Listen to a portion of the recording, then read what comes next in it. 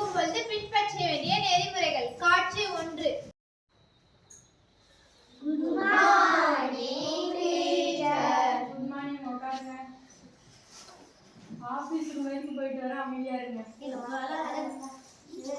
Stop. ஆசிரியர்கள் வகுப்பில் இல்லை என்றால் மாணவர்களே உங்களுக்கு படிக்கவோ எழுதவோ வேலை இருக்கும். ஆனால் நீங்கள் சண்டையிட்டுக் கொள்வது தவறு. காலத்தை வீணடிக்க வேண்டாம்.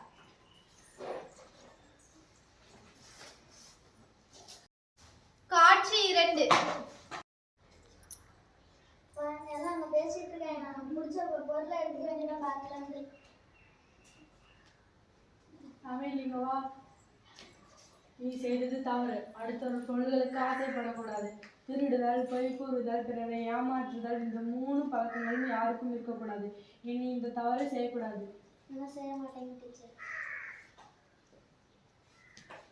லஞ்ச் பெல் அடிச்சுட்டாங்க, போய் கை கழுவிட்டு போய் சாப்பிடுங்க.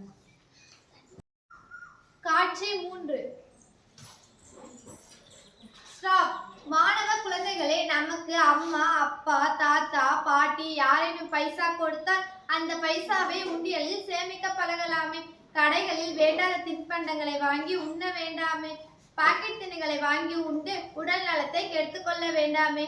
கடல மிட்டாய், எள்ளு மிட்டாய், முறுக்கு, காய்கறிகள், பழங்கள் இவை போல உணவுகளை உண்டு எதிர்கால இந்தியாவை காப்போம்.